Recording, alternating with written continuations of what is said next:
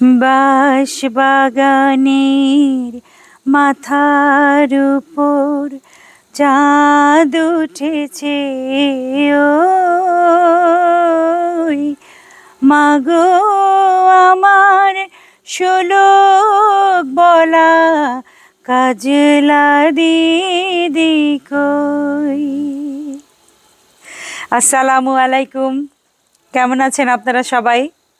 সত্যি সত্যি মানে হাসনা হেনার ঝাড়টা এত ফুল ফুটেছে যে ফুলের গন্ধে ঘুম আসে না। কিন্তু ঘুম না আসলে কি হবে, রান্না বাড়া করতে হবে। ঘরে মেহমান আসছে, আমার পুতুরা আসবে। পুতুরা মানে হলো মেয়ের দেবর। তারা আসছে সপরিবারে, তাদের জন্য রান্না করব আজকে হাঁস ভুনা।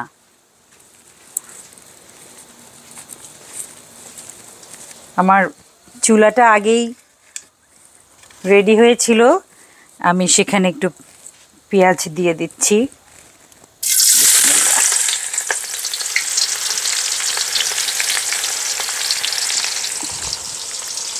এবার প্রায় একটু দেরি করেই আর কি আসলাম, আমার এগুলো সব ধোয়া।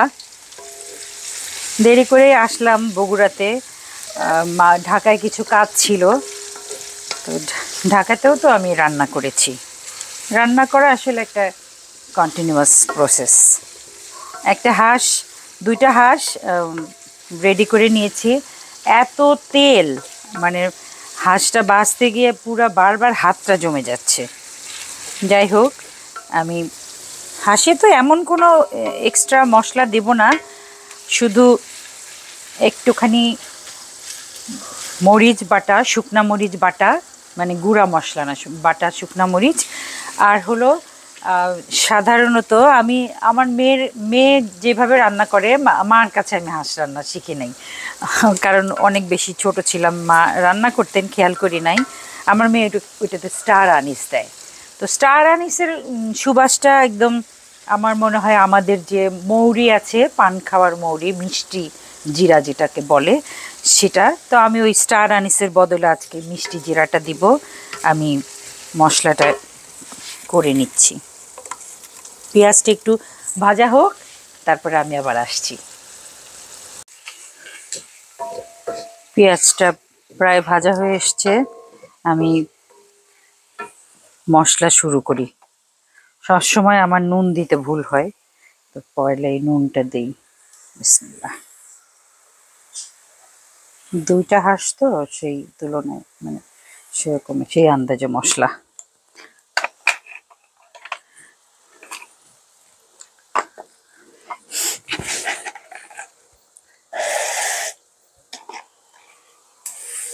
পানি দিই, পানি দিলে যেটা হয় যে মশলাটা পোড়া ধরে না। রসুন বাটা,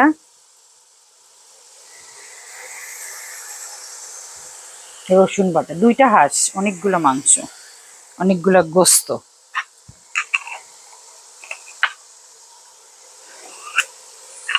আদা বাটা, একদম ফ্রেশ আজকের বাটা।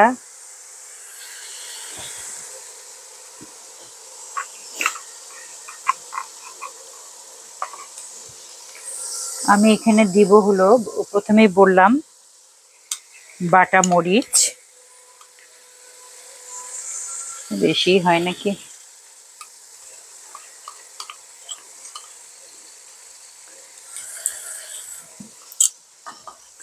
বাটা মরিচ,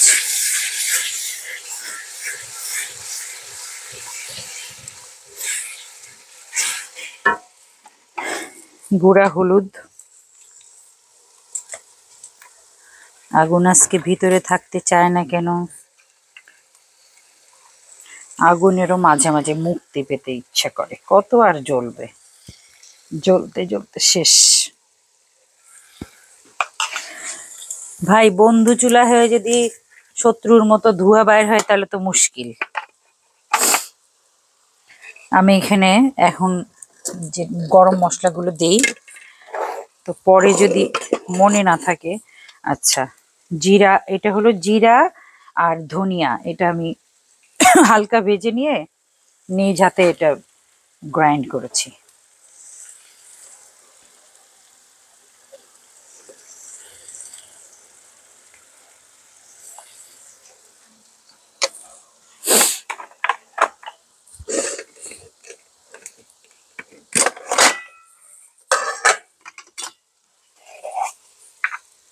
দারচিনি,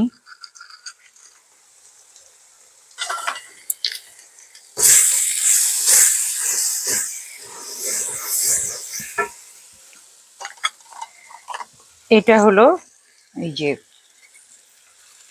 মৌরি, একটুখানি মৌরি দিই, স্টার আনিস দিচ্ছি না তো, তার বদলে মৌরি দিই। এখানে আমার লবঙ্গ, গোলমরিচ আছে, সেগুলো দিয়ে দিচ্ছি কিছু। লবঙ্গ কিন্তু মানে বেশি দিবেন না, লবঙ্গ তরকারি একদম কালো করে ফেলে। আর প্রপোর্শনটা ঠিকঠাক মতো না হলে লবঙ্গর গন্ধটা অনেক বেশি হয়ে যায়।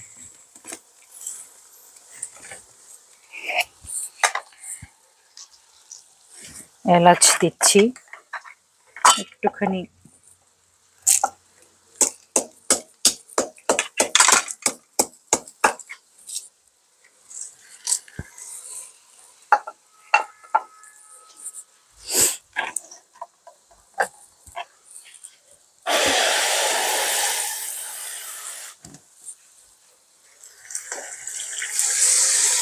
মোটামুটি আমি মোটামুটি না সবই দিয়ে দিলাম মশলা। এখন মশলাটা একটু কষান হোক, তারপরে আমি হাঁসটা দিব।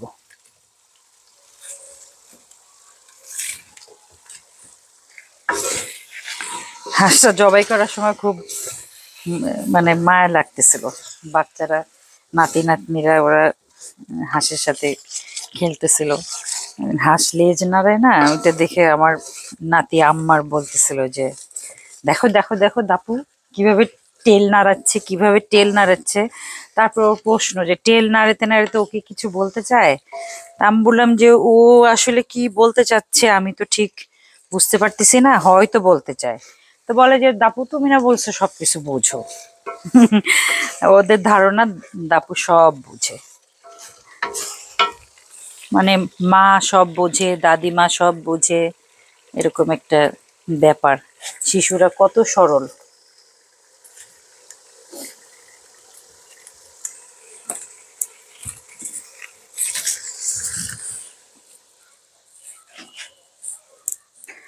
আমার হাঁসটা বেছে নেওয়া, ধুয়ে একদম রেডি, আমি দিয়ে দিচ্ছি।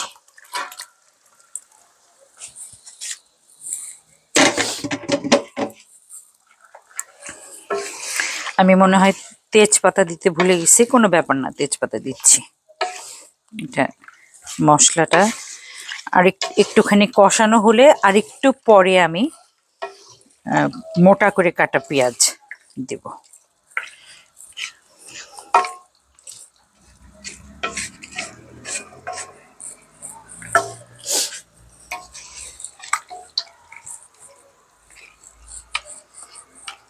এটা একটু হোক, কষানো হোক, তারপরে আবার আসছি।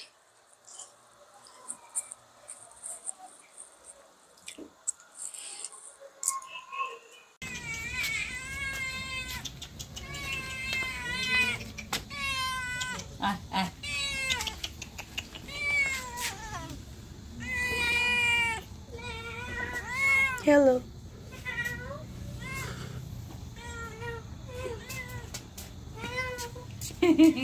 এই যে একটা মেয়ে,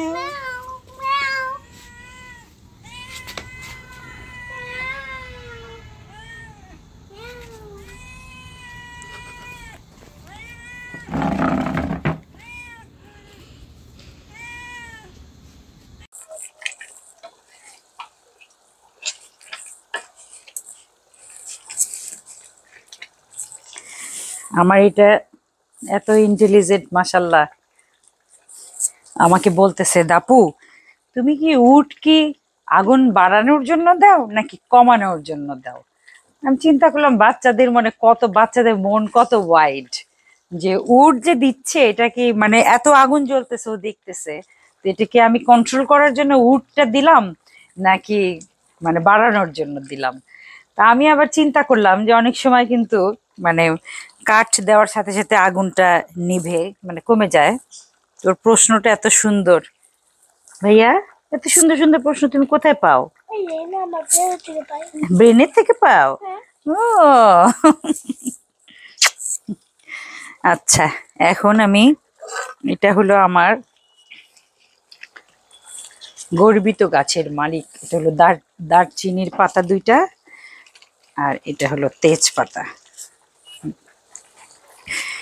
এটারও কিন্তু অনেক মানে অবশ্যই মানে শুকনার চেয়ে কাঁচাটার সুবাসটা অনেক বেশি। আর হলো মোটা করে কেটে রাখা পেঁয়াজ দিচ্ছি।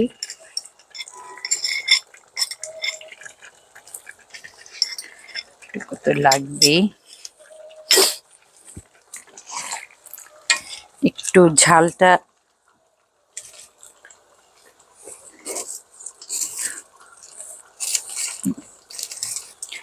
ঝালটা বাড়ানোর জন্য আমি একটু গোলমরিচ দিব।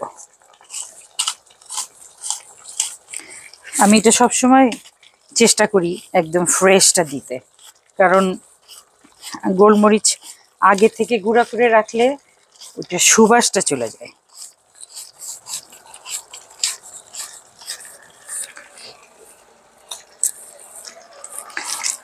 এটা আবার কষানো হোক, আবার আসি।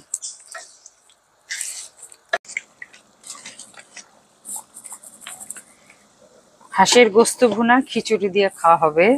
এটা ভুনা খিচুড়ি রান্না কাউকে দেখানোর কিছু নাই। সব মা, খালা, আপা, ভাবিরা অনেক এবং ভাইয়েরা সবাই এক্সপার্ট। হাঁসের গোস্ত অনন্তকাল ধরে রান্না হয়।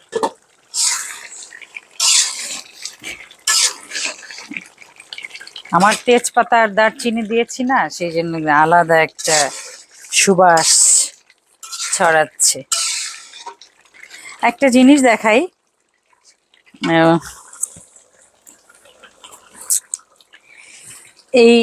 এইটা একটা জ্বালানি, এটাকে বলে কয়েল খড়ি।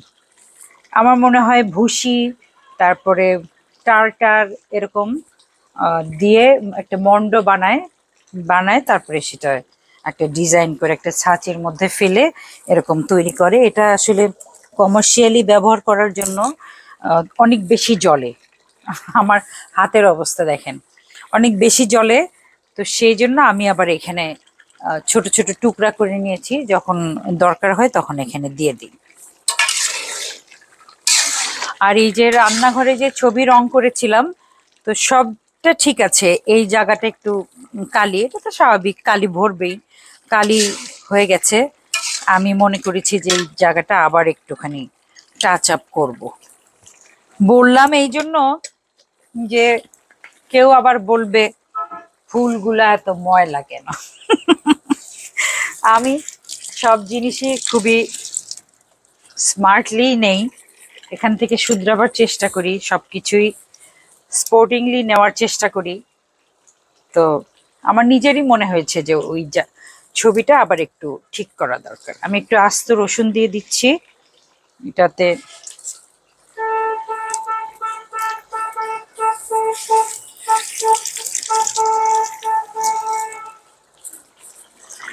গাড়ির হর্ন আজকাল গ্রামেও শোনা যায়। আস্ত রসুনটা, এটা একদম দেশি রসুন। তো এটার এই যে বড় বড় রসুন আছে না, ইন্ডিয়ান অথবা হাইব্রিড যাই হোক, ওই রসুনগুলো গোস্ত গোস্ত লাগে, মানে ভালো লাগে না আলুর মতো। কিন্তু দেশি রসুন যদি এরকম গোস্তের মধ্যে দেয়া হয় তখন সেটা চুষে খেতে ভালো লাগে। আমার এটা আরো রান্না হবে আরো অনেকক্ষণ। আমি একটুখানি সামান্য একটুখানি ঝোল দিতে পারি। আর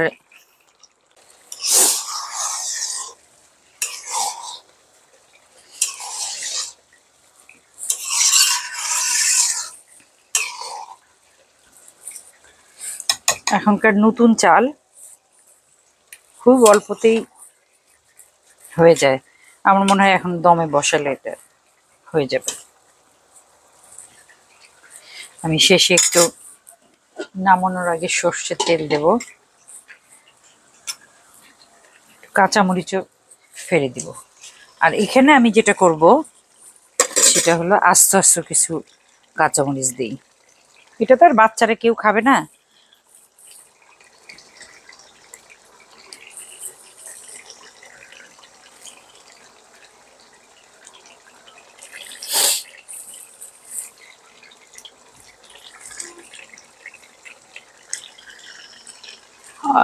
ডিসেম্বর মাস প্রায় শেষের দিকে, কিন্তু আমি যেটা ধারণা করেছিলাম যে অনেক শীত, যেমন গত বছর এই ঠিক এই সময় ডিসেম্বরের 7 তারিখে আমি আমার বাড়িতে উঠেছিলাম। তো তখন তখন একদম শাল টাল মুড়ানো, খুবই মানে কঠিন একটা অবস্থা ছিল। তো এইবার এতটা শীত লাগছে না। তো এটা এমন না যে আমি এখানে থাকতে থাকতে ইউজড হয়ে গেছি, সেটা না। সেটা তো অবশ্যই না, কারণ আমি তো আর এখানে সবসময় থাকি না। কিন্তু এইবার মনে হয় শীতটাই কম কম। যাই হোক, জানুয়ারি বাকি আছে। আমার আমার হাঁসের সালুনও বাকি আছে। আমি একটুখানি গরম পানি দিব, গরম পানি দেওয়ার পরে তারপরে আর একটা সেশন আর কি, অনেকক্ষণ সময় লাগে। একটু ঢেকে দিচ্ছি, আবার পরে আসছি।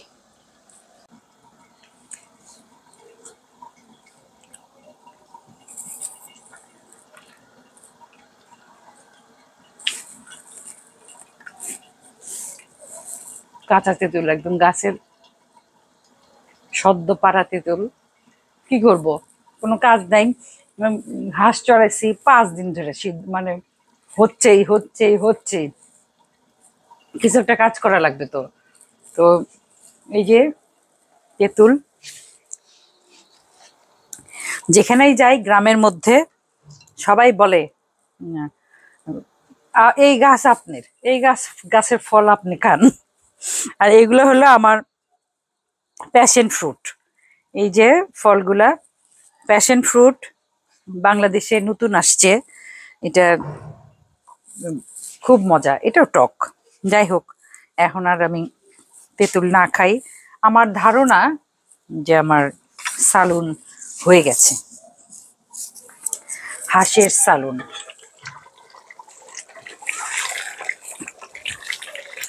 খিচুড়ি দিয়ে খাওয়া তো, আমি একটুখানি এইটুকু ঝোল আমি রাখবো, কারণ আমরা অনেক মানুষ, অনেক না হলেও বেশ কয়েকজন মানুষ। আমি একটুখানি তুলে দেখাই। আমি কিন্তু অনেক তেল দেই নাই, হাঁস থেকে তেল বের হলো তার আমার দোষ নেই।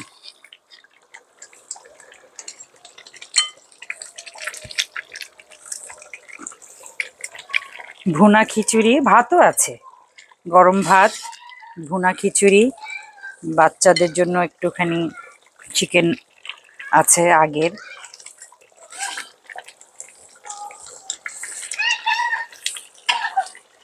হয়ে গেল আমার হাঁসের, শীতের দিনের হাঁসের, তেলওয়ালা হাঁসের গোস্ত ভুনা। ভুনা অথবা এটাকে সালুনও বলা যায়। ভুনা আর একটুখানি মশলাটা কষানো হবে। আমি ইচ্ছে করে একটু ঝোল রেখেছি, যেহেতু এটা মানে খিচুড়ির সাথে খাওয়া হবে। তো যাই হোক,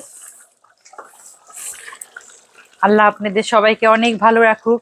আমার জন্য দোয়া করবেন, আমি যেন কখনো কোনো ভুল কাজ না করি।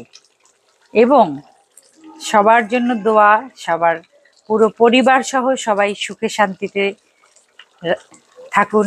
আল্লাহ আপনাদের সুখে শান্তিতে রাখুক, যে যেভাবে চান। আজকের মতো এখানেই বিদায়।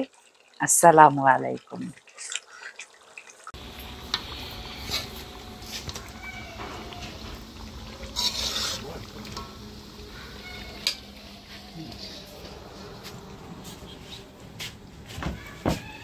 তোমরা এখান থেকে খিচুড়ি এখান থেকে বাইরে নাও, আসো বাচ্চারা, ওই যে ওখান থেকে বাইরে নাও। ও দাঁড়াও, দিচ্ছি। এইটা কিন্তু মানে একদম অন্যরকম হয়ে গেল ব্যাপারটা। খিচুড়িটা মনে হয় একটু বাইরে দিলে ভালোই হতো। ভালো তো আচ্ছা আমরা হাইডে সব হ্যাঁ হাড়ি সহ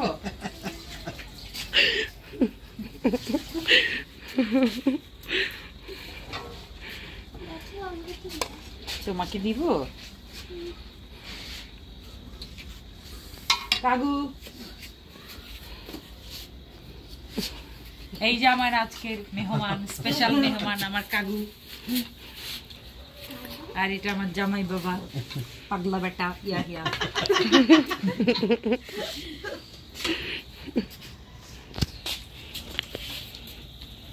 জোরে দেখো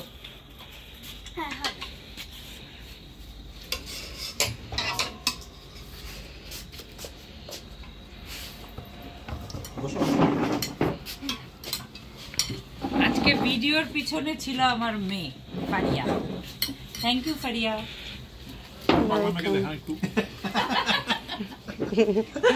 কার জন্য পাগলা